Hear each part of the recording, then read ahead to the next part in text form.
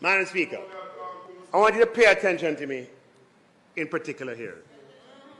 The opposition leader in his presentation puts up a chart, Madam Speaker, that purports to show revenue growth over the period of this government.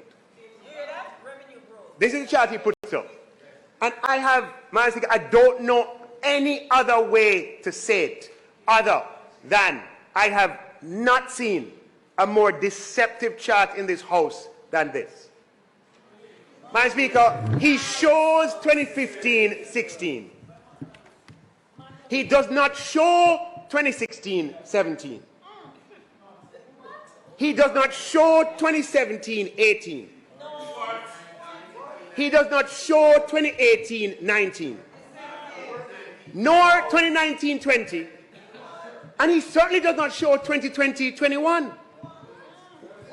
Wait, Madam Speaker, when was COVID again? When was COVID? What year? 2020? So he's showing a chart of revenues of this administration that deliberately leaves out the COVID year and the years after. And then he shows 21, 22, 22, 23, and 23, 24 projections, Madam Speaker. It's like he's playing peekaboo. Peekaboo. That's a chart there. Him show 2015-16, leave out all of the other years, and him playing peekaboo. Peekaboo.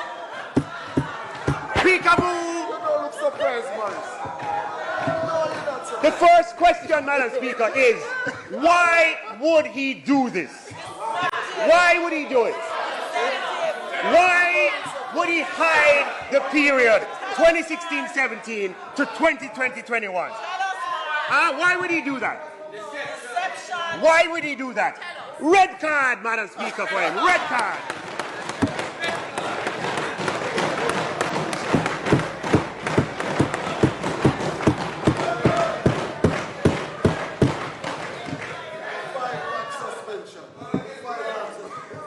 He then says, Madam Speaker, that revenues have doubled, Madam Speaker, and that, I would say, over 9 years, isn't that a good thing? Isn't that the point?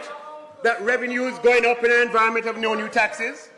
Madam Speaker, there is no PNP government that has presided over Jamaica with a 9-year stretch of continuously increasing tax revenues in real terms without the imposition of any new taxes.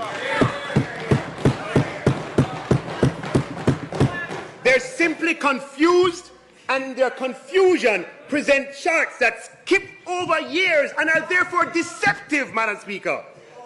The average annual rate of, and I'm going to show you, the average annual rate of increases in tax revenues over the entire period, Madam Speaker, is 9.4% per annum. That's the compounded annual increase in tax revenues over the period budgeted for 24-25, going all the way back to actual 2015-2016. Yeah?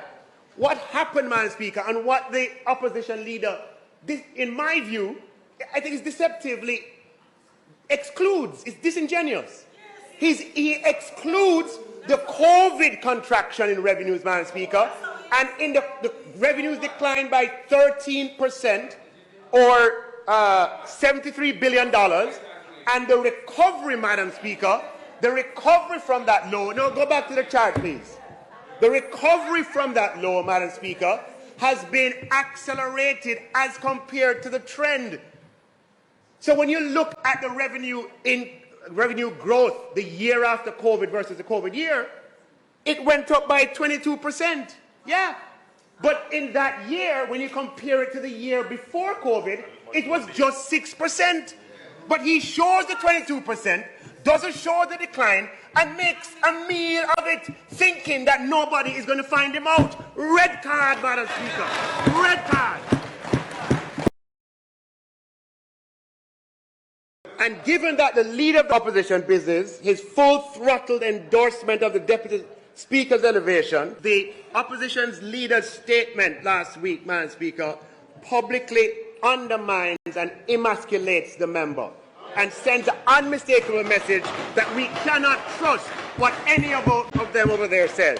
Because at any time, the opposition leader is likely at any day, any time, any place to just flip-flop, to contradict and to undermine. And we find it over and over again, Madam Speaker. Even in the same speech, the presentation includes unprincipled position on the principle of the salary reform for parliamentarians. I introduced the changes via statement in this House in May of 2023. The member from St. Andrews Southeastern, who is the opposition spokesman of finance, his name is Mr. Julian Robinson. He rose to his feet and he said, in the full view of cameras, publicly, the opposition takes no issue with what the minister has announced. Madam Speaker, without the opposition support, that adjustment for parliamentarians would not have happened. Which is why I met with a group of them before. And they know that. Although the opposition member with finance responsibility got up and publicly gave support on behalf of the opposition to my statement outlining the details, days later, Madam Speaker, the opposition leader issues a statement that completely contradicted the support offered by the opposition finance spokesman, undermined him, emasculated him, Madam Speaker, and meant we cannot trust what he says unless Mark is present. See, Minister for Political Gain, he emasculates his own colleague who he appointed. That is unprincipled, Madam Speaker. That is flip-flop, and that is not leadership that you can trust.